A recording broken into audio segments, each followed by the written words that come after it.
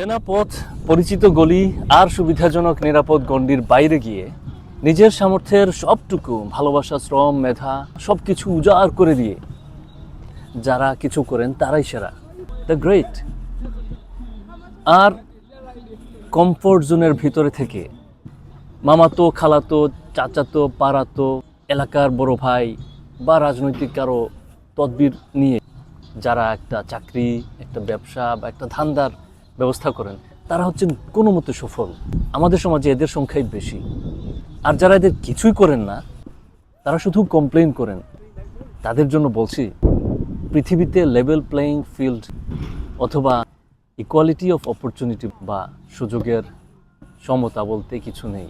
আপনাকে আইদার খুব স্ট্রাগল করে আপনার অবস্থান অর্জন করে নিতে হবে, অথবা তদবির করে কোনো জায়গায় কোনো মতে নিজেকে খাপ খাইয়ে নিয়ে নিতে হবে। যে কোনো কাজ করার আগে আমাদের তিনটা অপশন থাকে: কোনো কিছুই না করা, ভুল কাজটি করা, অথবা ঠিক কাজটি করা। আপনি কোনটি বেছে নেবেন? ভুল কাজ করবেন, কোনো কিছু না করে বসে থাকবেন, নাকি ঠিক কাজটি করবেন? অবশ্য ঠিক কাজটি প্রথম আমরা করতে পারি না, আমরা ভুল কাজটিই করি। তবে কোনো কিছু না করার থেকে ভুল কাজটি করাই সবচেয়ে বুদ্ধিমানের কাজ।